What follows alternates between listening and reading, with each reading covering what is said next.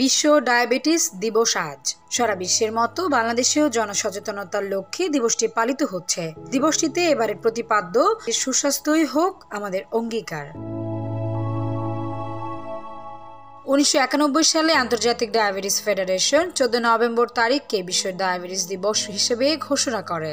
2007 সাল থেকে পৃথিবী জুড়ে দিবসটি পালন হয়ে আসছে।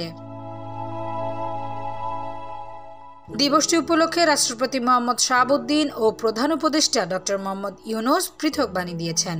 ইন্টারন্যাশনাল ডায়াবেটিস ফেডারেশনের তথ্য অনুসারে বিশ্বে প্রায় 42 কোটি মানুষ ডায়াবেটিসে আক্রান্ত। দক্ষিণ এশিয়ার দেশগুলোতে ডায়াবেটিস রোগী উদ্বেগজনক হারে বাড়ছে।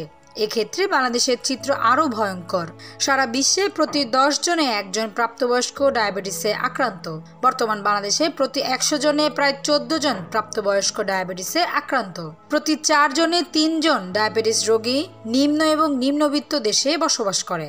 ডায়াবেটিসে আক্রান্ত রোগীদের মধ্যে প্রতি 2 জনে 1 জন ব্যক্তি জানে না যে তার ডায়াবেটিস আছে।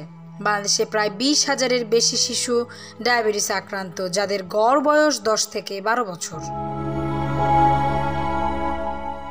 বাংলাদেশ এনডক্রাইন সোসাইটি জানিয়েছে, বর্তমানে দেশে প্রায় 1,31 লাখ মানুষ ডায়াবেটিসে ভুগছেন এবং সারা বিশ্বের মধ্যে বাংলাদেশের অবস্থান 8ম। ডেস্ক রিপোর্ট, ভোরের পাতা।